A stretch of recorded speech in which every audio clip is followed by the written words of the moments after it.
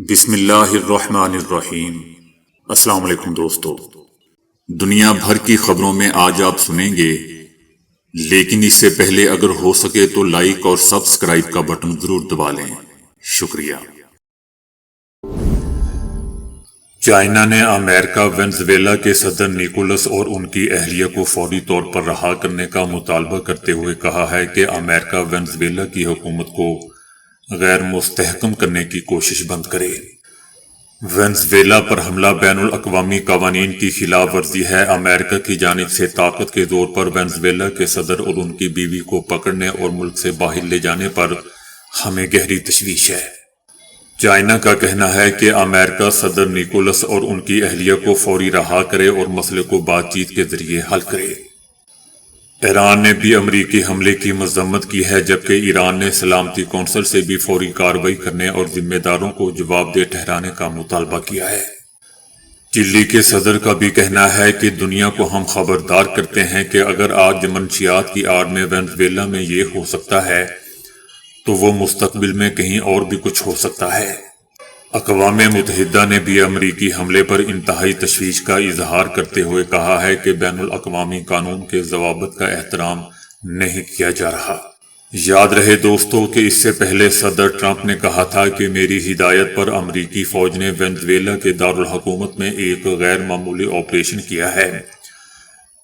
امریکی فوج کی فضائی، زمینی اور سمندری طاقت کا شاندار مظاہرہ دیکھا گیا۔ یہ امریکی فوجی طاقت کا ایک غیر معمولی اور شاندار مظاہرہ تھا۔ وینزویلا کی نائب صدر نے عدالتی حکم پر صدارتی ذمہ داریاں سنبھال لی ہیں، اور وینزویلا کی نائب صدر کا یہ بھی کہنا ہے کہ وینزویلا کے واحد صدر نیکولس ہی ہیں۔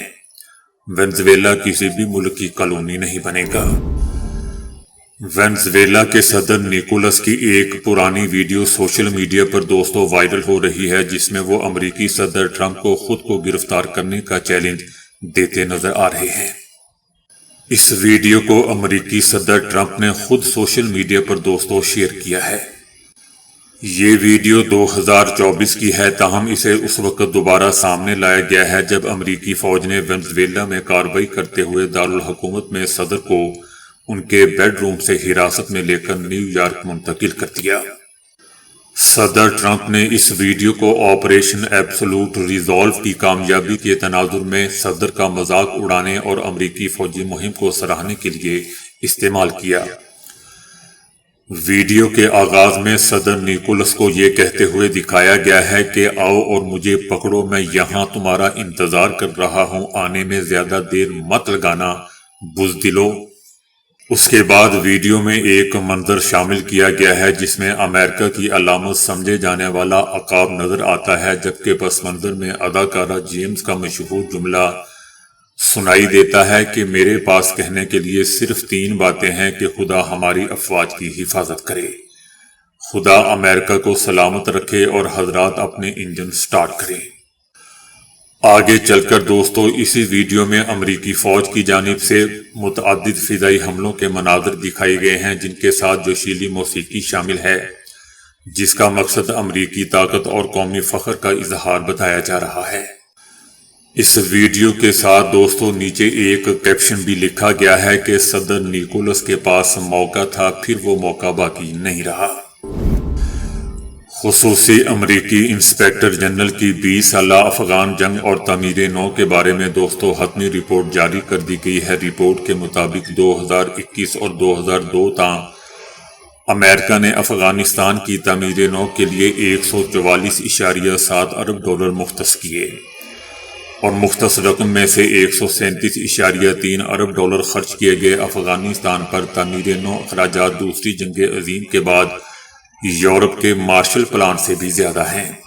رپورٹ میں بتایا گیا کہ افغان سیکیورٹی فورسز پر 90 ارب ڈالر خرچ ہونے کے بعد بھی غیر ملکی افواج پر انحصار ختم نہ کر سکے، اور امریکی انخلا ہوتے ہی افغان فورسز تیزی سے بکھر گئیں۔ رپورٹ میں دوستو یہ بھی بتایا گیا کہ افغان سیکیورٹی اداروں میں ہزاروں گوشت ملازمین موجود رہے۔ افغان فورسز کے لیے مختص ایندھن بڑے پیمانے پر چوری ہوتا رہا۔ افغان فورسز کے لیے 1,47,000 گاڑیاں اور ہزاروں عسکری آلات خریدے گئے۔ افغان فورسز کو 4,27,300 ہتھیار اور 162 طیارے فراہم کیے گئے اور انخلا کے بعد 7.1 ارب ڈالر مالیت کا عسکری ساز و سامان افغانستان میں ہی چھوڑ دیا گیا۔ اس سب کے باوجود بھی نتائج مایوس کن رہے، جبکہ افغان جنگ میں 2,450 سے زائد امریکی فوجی بھی ہلاک اور 20,700 سے زائد زخمی ہوئے۔ افغان میگزین کی طرف سے بتایا گیا ہے کہ طالبان نے گزشتہ سال 29 صوبوں میں 123 سابق فوجی اہلکاروں کو بے دردی سے مار دیا، جبکہ طالبان نے 20 صوبوں میں 131 سابق فوجی اہلکاروں کو گرفتار کر کے بدترین تشدد کا نشانہ بھی بنایا۔ طالبان رجیم کی جانب سے بیشتر گرفتاریاں بغیر کسی عدالتی وارنٹ کے کی گئیں۔ متاثرہ خاندانوں نے بھی اعتراف کیا کہ طالبان نے میڈیا سے بات کرنے پر سنگین نتائج کی دھمکیاں بھی دیں۔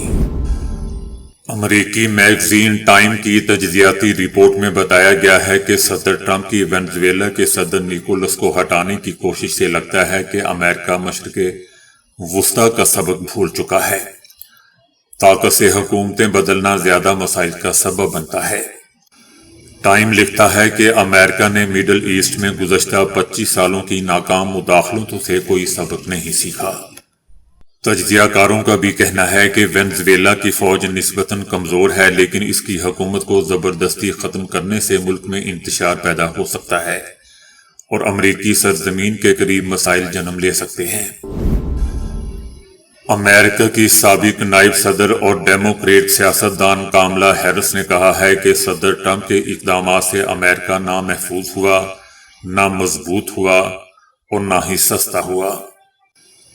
ان کا کہنا تھا کہ صدر نیکولس کا غیر قانونی ظالم اور آمر ہونا اس حقیقت کو نہیں بدل سکتا کہ امریکی حملہ غیر قانونی اور غیر دانشمندانہ تھا۔ ان کا یہ بھی کہنا تھا کہ حکمرانوں کی تبدیلی یا تیل کے لیے جنگوں کو امریکی طاقت کا مظہر بتایا جاتا ہے، لیکن اس کی قیمت امریکی عوام کو اٹھانی پڑتی ہے۔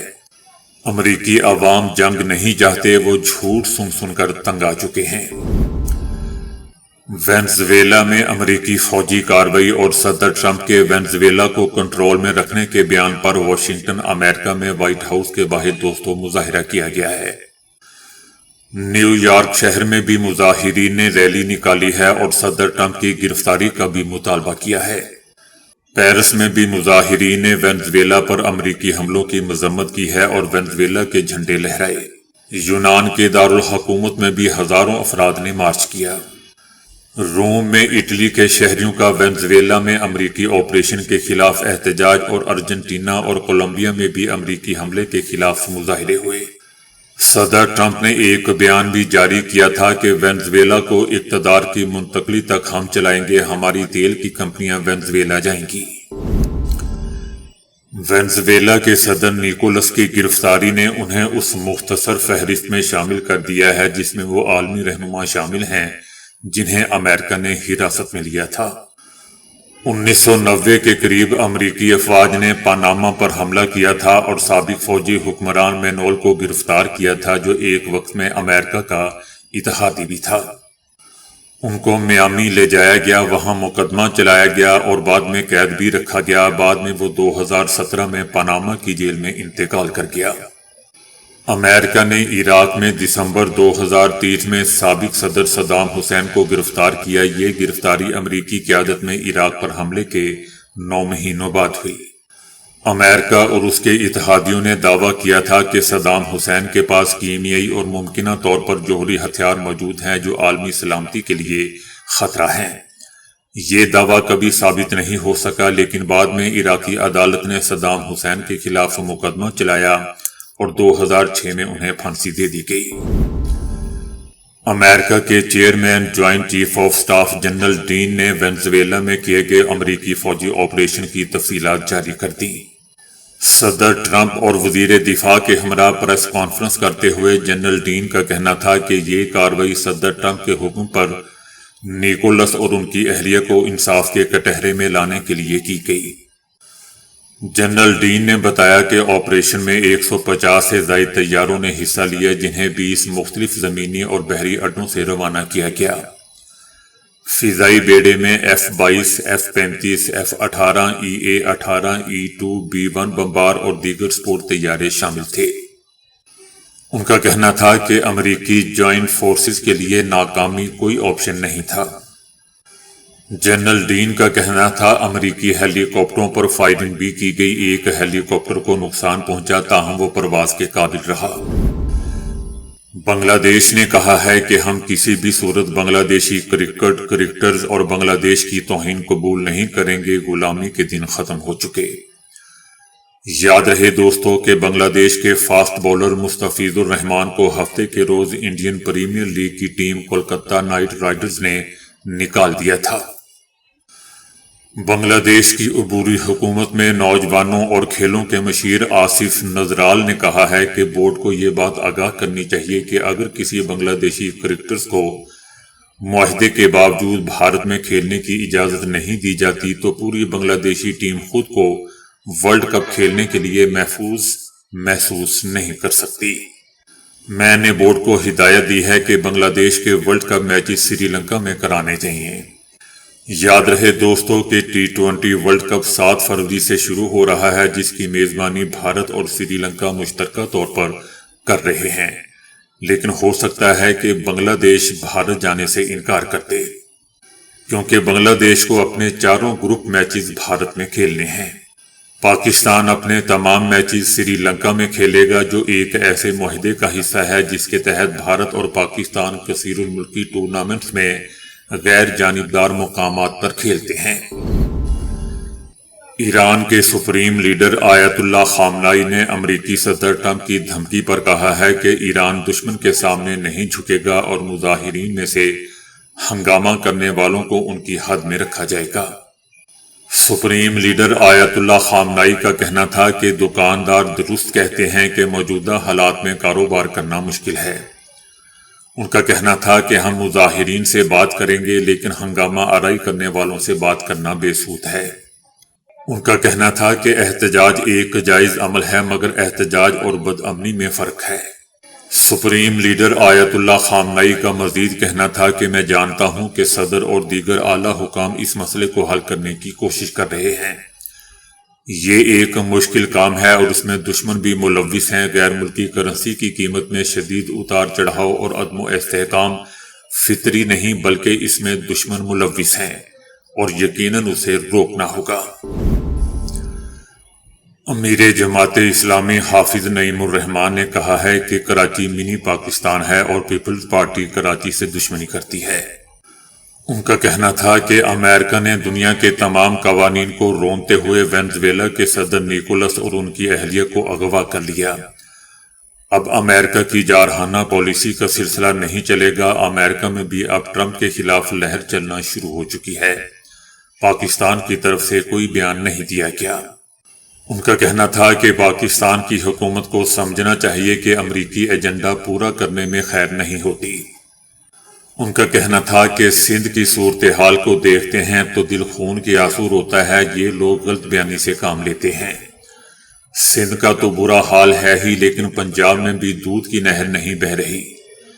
سندھ حکومت کراچی کے 3400 ارب کھا چکی ہے۔ نعمت اللہ خان نے اپنے دور کے آخر میں K4 پر کام شروع کر دیا تھا، 21 سال ہو چکے، ابھی تک منصوبہ مکمل نہیں ہوا۔